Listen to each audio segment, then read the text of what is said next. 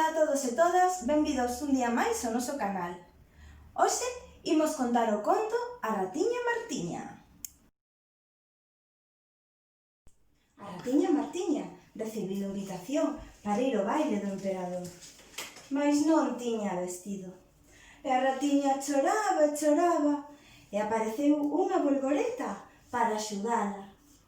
Non chores, ratiña, eu traio tea para facerche un vestido e deixarte bonita. Pero a ratiña choraba e choraba, e acercouse unha araña para axudala. Non chores, ratiña, eu traio fío para facerte un vestido e deixarte bonita. Pero a ratiña choraba e choraba, achegouse unha vagalume para axudala. Non chores, ratiña, eu traio botóns para facerte un vestido e deixarte bonita. Pero a ratiña Martiña choraba e choraba, e achegouse unha xoaniña para axudala. Non chores, ratiña, eu traio flores para deixarte bonita. Pero a ratiña choraba e choraba, e achegouse un milpés para axudala. Non chores, ratiña, eu traio zapatos para deixarte bonita. E a ratiña choraba e choraba, e achegouse un ratiño para axudala. Non chores, ratiña, eu vou contigo ao baile do emperador. E así, os dous ratiños poideron bailar no baile real. E así, a ratiña Martiña deixou de chorar.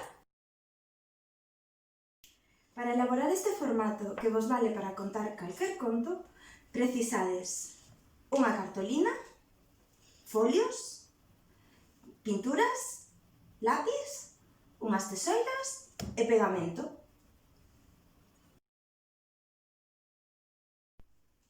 O primeiro que precisades son os persoaxes.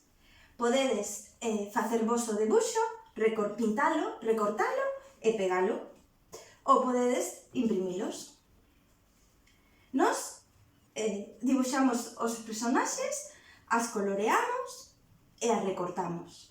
E fixemos nunha cartolina grande a flor cas diferentes pétalos onde pegamos cada unha dos personaxes, colocando no centro os dous ratiños do final.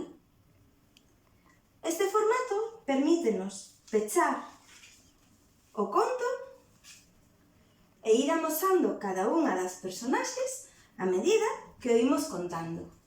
E así crear expectativa.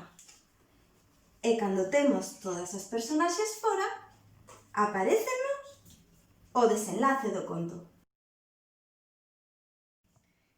Isto é outro formato para contar os contos redondos ou encadeados.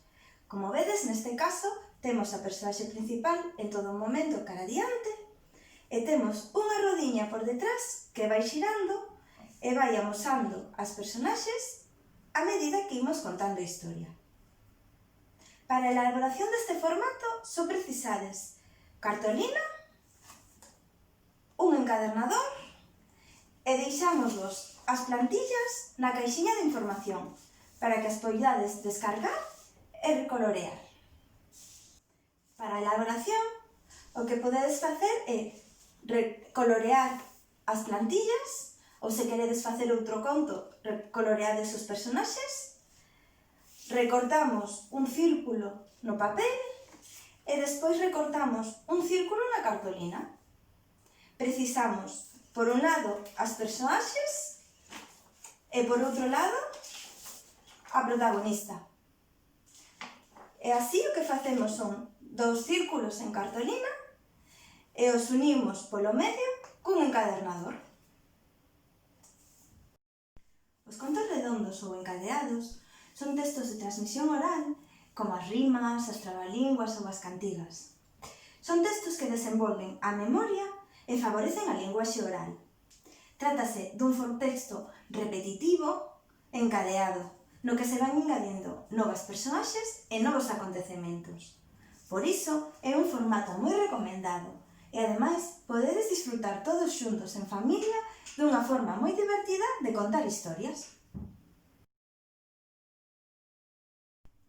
Tedes abaixo na casiña de información un link a unha páxina web onde podedes ver diferentes formatos e diferentes contos encadeados. Esperamos que vos haxa gustado o conto de hoxe e os vemos no próximo vídeo.